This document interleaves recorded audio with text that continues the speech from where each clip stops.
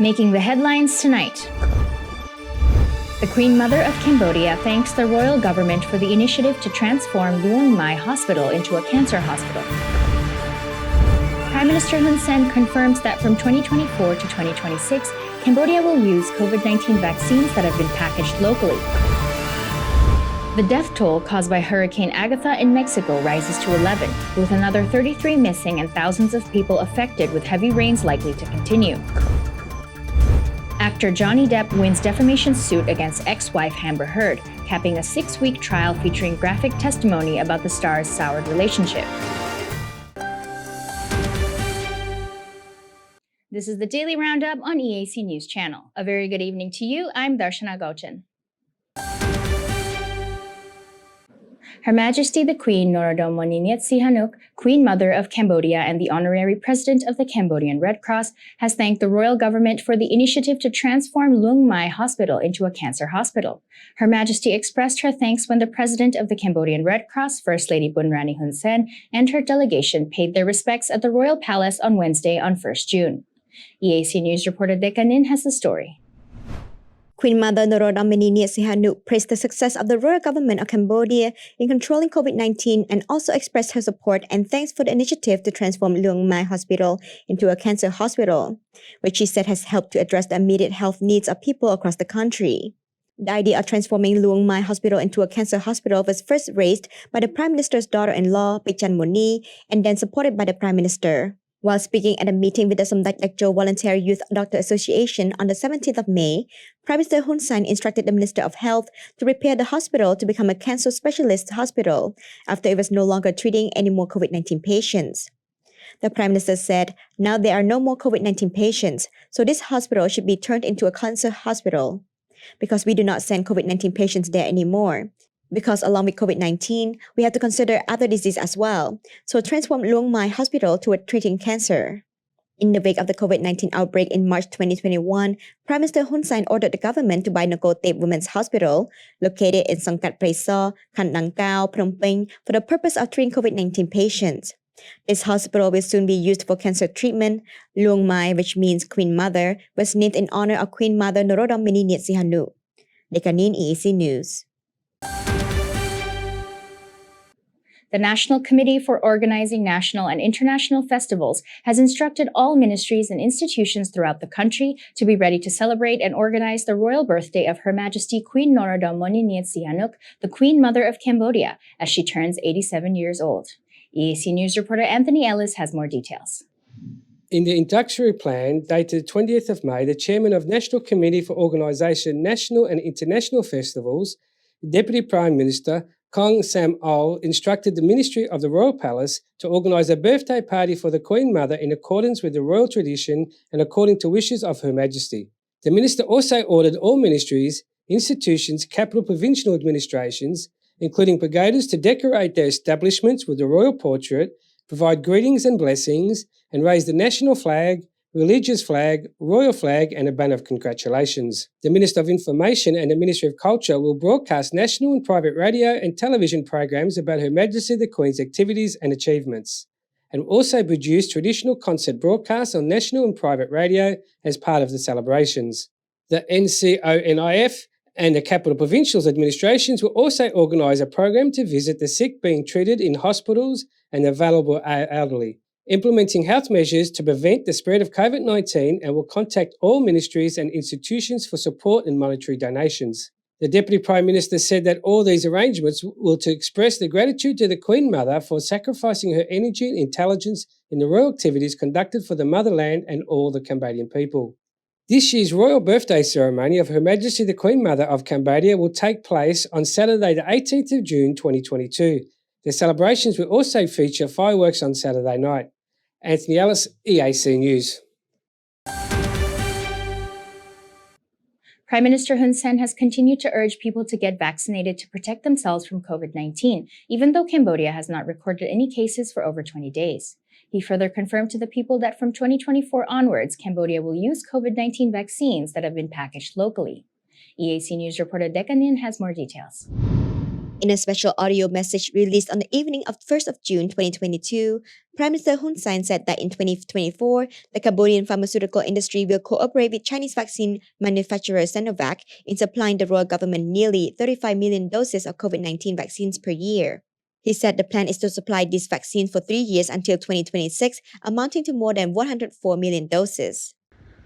ដើម្បីម្ចាស់ការទុកជាមុនថ្ងៃនេះខ្ញុំប្រកាសណាខ្ញុំសូមទូលប្រគេនចំពោះបដិជគុណព្រះសង្ឃគ្រប់ព្រះអង្គជាទីគោរពសក្ការៈក៏ដូចជាបងប្អូនជនរួមជាតិឲ្យបានជ្រាបថាយើងបានសម្រេចចុះហត្ថលេខាដើម្បីទិញវ៉ាក់សាំងដែលនឹងត្រូវវិខ្ចប់នៅក្នុងប្រទេសរបស់យើងចំនួន104លាន 873,157 ដុសបន្ថែមទៀតសម្រាប់តម្រូវការ3ឆ្នាំគឺឆ្នាំ2024ដល់ឆ្នាំ2026 Prime Minister added that from 2022 until 2023, Cambodia will use vaccines that has been donated from other countries, as well as vaccines that Cambodia has purchased. He said that in the past 26 days, Cambodia has not recorded any new cases of COVID-19, which shows the success of the national vaccination campaign. However, he reminded everyone that the disease is still a matter of high alert and citizens should go and get vaccinated against COVID-19, with both the base doses and subsequent booster doses. He reaffirmed that the royal government will not charge money for vaccines, even if it has to provide the 10th dose of the vaccine to all members of the public. According to the Prime Minister, of the more than 13 million people who have been vaccinated against COVID-19 so far, more than 9 million have already been vaccinated with a third dose, and more than 2.5 million have also received their fourth dose. Ekanin EAC News. The senior chairman of the Kotham District Working Group, Senior Minister Chantal, has reminded all candidates to perform their duties well to serve the people in Chil Kamau and Sampao Puan communes, and to also provide public services and strive to serve the people as much as possible. EAC News reporter Anthony Ellis has the story. During a meeting with Cambodian People's Party members of Chil Kamau and Sampao Puan communes, Kotham District, Kandal Province, while campaigns for the 5th Mandate Commune District Council elections are ongoing, Senior Minister Chantal urged the commune candidates to provide the following public services: issuing birth, wedding and death certificates and other necessary services at a faster rate, more efficiently and transparently, and to make development of the commune more prosperous for the people. On that occasion, the Senior Minister instructed the people in this commune to go to the polls on the day of the 5th Mandate Commune District Council elections, which will be held on the 5th of June, with polls open at 7 a.m. until 3 p.m, and urged for everyone to vote for the CPP. He also reminded everyone to bring their valid identification card to check that their names and other information has been written correctly. A resident of Sampao Puan commune, Mr. Chitri, said that the CPP has helped build many achievements for the people. Mr. Chitri said from the time of the Pol Pot regime until now, the CPP has worked hard to help the people, and we can see with our own eyes that the people in Sampao Puan commune love the CPP because the party strives to build its achievements and help the needy. Another resident from Sampao Puan commune, Ms. Toksru, said that she likes the CPP because of their work and seeing what they have achieved, and she also calls on others to vote for this party. She said, please call on all people and those who love the CPP to help vote for the CPP during this election. The 5th Commune District Council elections will be held on the 5th of June 2022, with 17 political parties taking part. There are a total of 116,622 seats to be won nationwide, from 1,652 communes and districts with more than 9.2 million registered to vote. Anthony Ellis, EAC News. The National Election Committee has decided to cancel a 5 million real fine given to Kung Raya, the Candlelight Party Kong Mia district leader, and to reserve the right to vote for all 15 Candlelight Party candidates in Kampong Cham Province's Kong Mia district.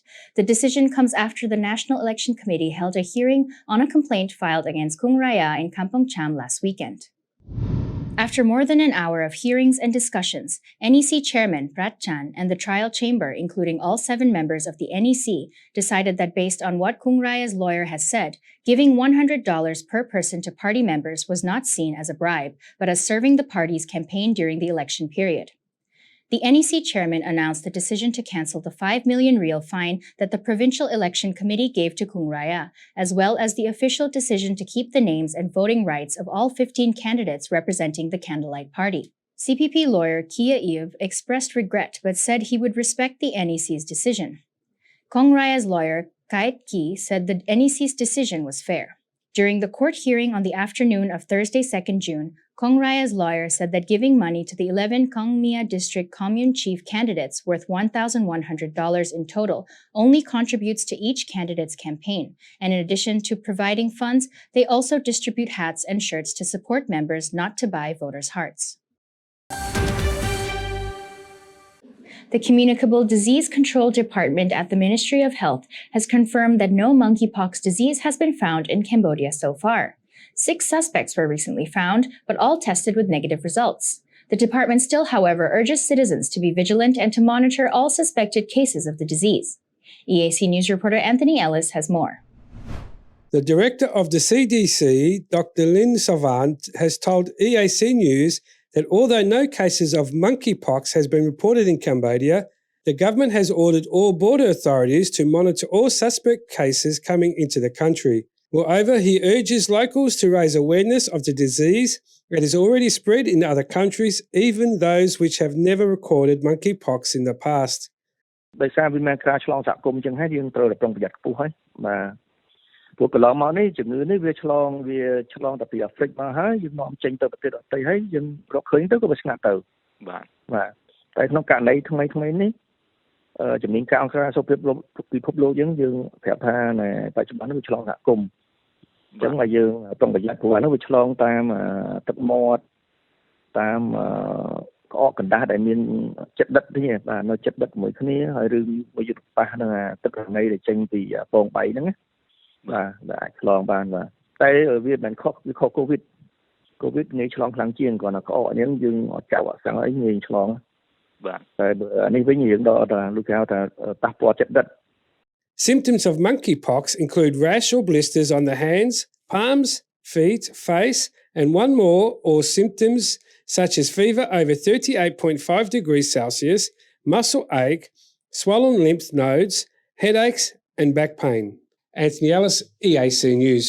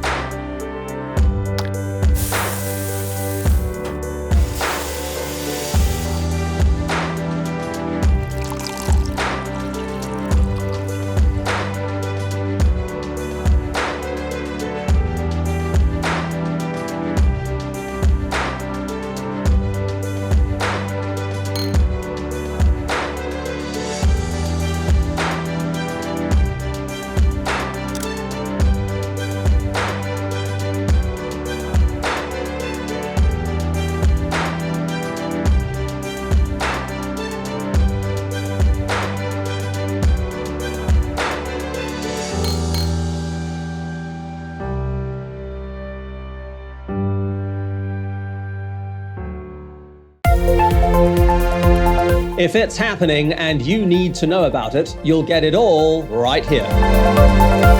EAC News brings you updates and breaking news in English across all of our platforms and channels.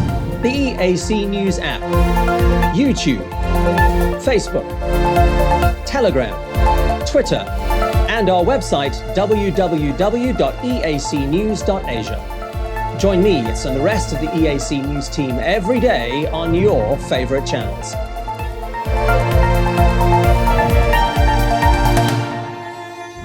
EAC News, Cambodia made clear.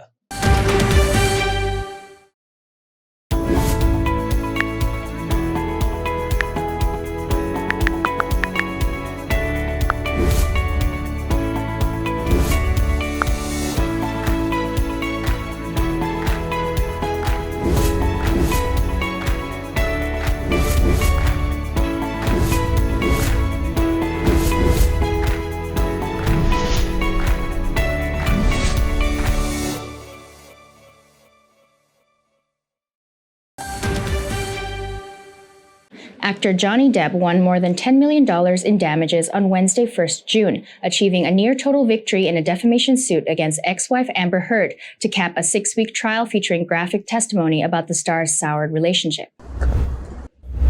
Do you find that Mr. Depp has proven all the elements of defamation? A 7-person jury in Virginia also ruled for Heard on one counterclaim against Depp. The Pirates of the Caribbean film star depicted the decision as a vindication, and his former wife said it was a disappointment. Jurors awarded Depp $15 million in damages from Heard, which the judge reduced to $10.35 million to comply with state limits on punitive damages. The panel ordered Depp to pay Heard $2 million in damages. Depp, 58, had sued Heard for $50 million and argued that she defamed him when she called herself a public figure representing domestic abuse in a newspaper opinion piece. Heard countersued for $100 million, saying Depp smeared her when his lawyer called her accusation a hoax. Depp denied hitting Heard, 36, or any woman and said she was the one who turned violent in their relationship. He told jurors the allegations from Heard, best known for her role in Aquaman, had cost him everything. A new Pirates movie was put on hold, and Depp was replaced in the Fantastic Beasts film franchise, a Harry Potter spin-off. The jury gave me my life back. I am truly humbled, Depp, who watched the verdict from Britain, said in a statement. The best is yet to come, and a new chapter has finally begun, he added, ending with the Latin phrase, Veritas non quam perit, truth never perishes. Heard, seated in the courtroom between two of her lawyers, looked down as the verdicts were read. The disappointment I feel today is beyond words,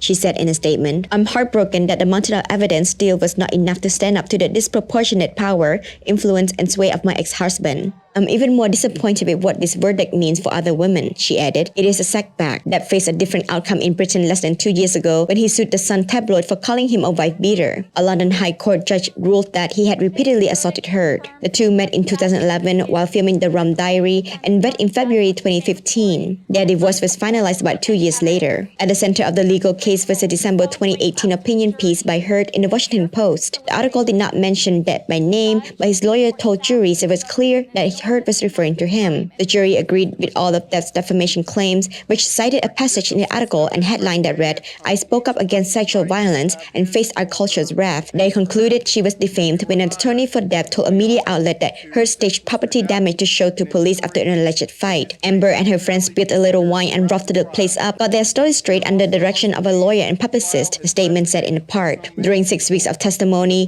Heard's attorneys argued that she had told the truth and that her comments were covered as free speech under the U.S. Constitution First Amendment. Jurors listened to recordings of the couple's fight and saw graphic photos of Depp's bloody finger. He said the top of the finger was severed when Heard threw a vodka bottle at him in 2015. Heard denied injuring Depp's finger and said Depp sexually assaulted her that night with a liquor bottle. She said she struck him only to defend herself or her sister. Testimony was live-streamed widely on social media, drawing large audiences to hear details about the couple's troubled relationship. Depp's lawyer filed the U.S. case in Fairfax County, Virginia, because the Washington Post is printed there. The newspaper was not a defendant.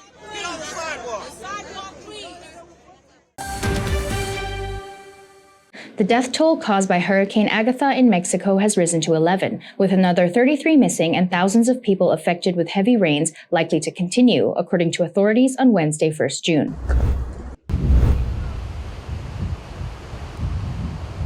Authorities worked overnight on Tuesday the 31st of May to clear highways blocked from mudslides along Mexico's southern coast as Tropical Storm Agatha barreled down on the countries, bringing torrential rains and strong winds. Agatha made landfall as a Category 2 hurricane on Monday afternoon, touching down with 105 miles per hour winds or 169 kilometers per hour near the beach of Puerto Angel on the Pacific coast. By Monday evening, Agatha weakened to a tropical storm and is expected to dissipate further by Tuesday evening, according to US National Hurricane Center, which maintained a warning of the life-threatening flash floods and mudslides in Oaxaca state. Rain caused mudslides and rocks to slide into highways in Oaxaca, blocking access to at least one area in the state. Local authorities said Mexico's transportation ministry was working to clear the roads late on Monday evening. Some towns in Oaxaca were left without electricity and one transformer exploded, authorities said. Telephone lines were knocked down on Monday, forcing authorities to communicate by radio. Agatha is expected to drop a total of 10 to 16 inches or 25 to 41 centimetres of rain in Oaxaca, with heavy downpours in nearby states of Chiapas, Veracruz, Tabasco and Eastern Guerrero, NHC said. Wednesday, the highways that connects Zibalti with the communities of Pochla and Porto Angel were opened, which was interrupted since Monday when Agatha impacted the coast of Oaxaca. Zipolati, the only nudist beach in the country, was severed effectively, with great attraction from foreign tourism. Residents and some of the tourists were stranded as they're still facing food and water shortages, as lack of fuel, electricity and telecommunications services. Dozens of houses were damaged, many of which were left uninhabitable by swollen rivers, and residents returned today to save some of their belongings.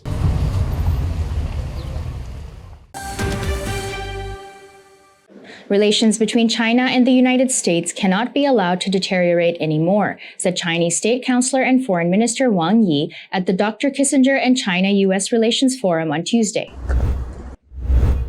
Wang expressed his appreciation to the friendly people in the United States, with former U.S. Secretary of State Henry Kissinger as a representative, for their long-term caring and support to the development of China-U.S. relations. As an old Chinese saying goes, a man with a great virtue enjoys longevity. Benjamin Franklin, one of the U.S. founding fathers, observed that if one wants to win immortality for one's name, he or she needs to do two things: either write things worth reading or do things worth writing. Dr. Kissinger, you have done both, said Wang. The world today is faced with new changes unseen in a century. The raging COVID-19 pandemic, the prolonged Russia-Ukraine conflict, and the darkening clouds of the Cold War all call for an answer from us to this question. Where should the world go? Said Wang. Wang also called for building a world with a shared future and shared security, a world of interconnectivity, openness, and development, a world of diversity and inclusiveness with common progress, a world that leaves no country or individual behind, a world filled with possibilities and promising future. Building such a world is an obligation and responsibility that China and the United States must take on. Whether they can manage their relations well is a question of the century, to which the countries must give a good answer, said Wang. Wang said President Xi Jinping and President Joe Biden both agree that China and the United States should respect each other, coexist in peace, and avoid confrontation. President Biden reiterated on multiple occasions the 5 important pledges of the U.S. side, including not seeking a new COVID war with China and not supporting Taiwan independence. But in reality, the China-U.S. relationship has not stepped out of the difficult situation created by the previous U.S. administration. It is even facing more and more challenges. The narration of China-U.S. relationship histories is being deliberately distorted, and its future is in danger of being further taken in the wrong direction, said Wang.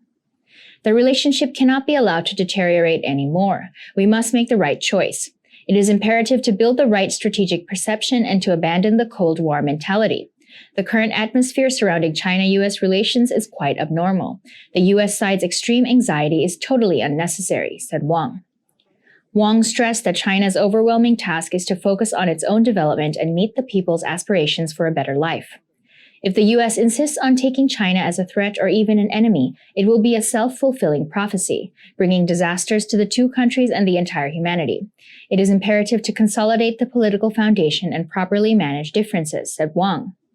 The forum was held online by the Chinese People's Institute of Foreign Affairs on the occasion of Dr. Kissinger's 99th birthday, reviewed the contributions that Dr. Kissinger has made to pushing forward the development of China-U.S. relations, and discussed issues concerning the bilateral relations.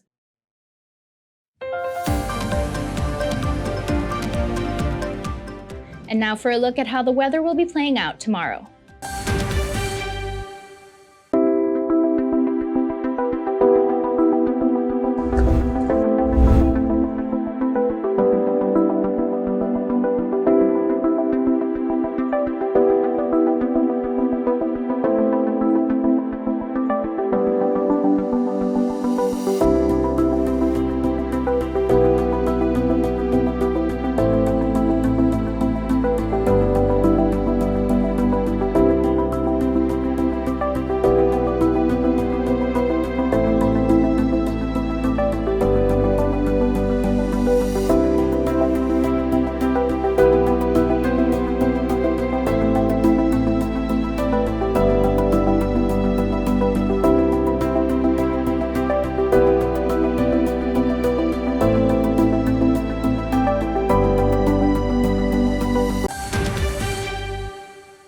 And finally, the Rolling Stones rocked Madrid on Wednesday with a concert that kicked off their European tour titled 60 and marked their 60th anniversary as a band.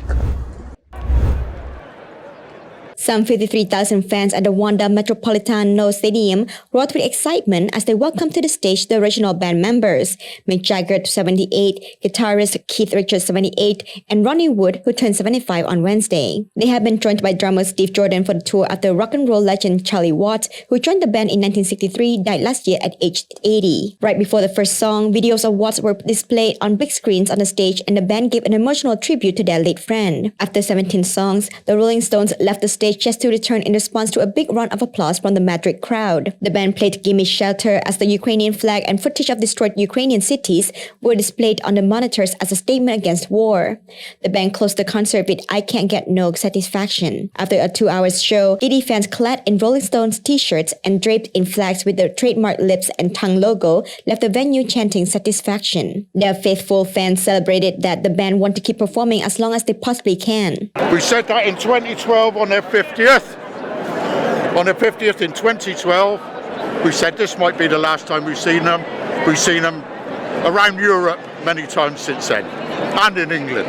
The setlist includes Stones' 1960s classics such as I Can't Get No Satisfaction and Painted Black, among others, as well as some of the more recent tracks from their vast catalogue of music. The Stones, who wrapped up the North American leg of their No Filter tour in November, will next play in Munich on Sunday and also perform in Amsterdam, Bern, Milan, Brussels, Vienna, Paris, and Stockholm.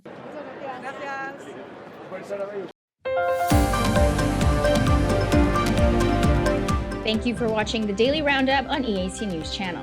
For more breaking news and updates, you can check out our website, eacnews.asia, or search EAC News on Smart TV, Telegram, or at your favorite app store. More from the EAC News team tomorrow night at 8 p.m. We will see you then.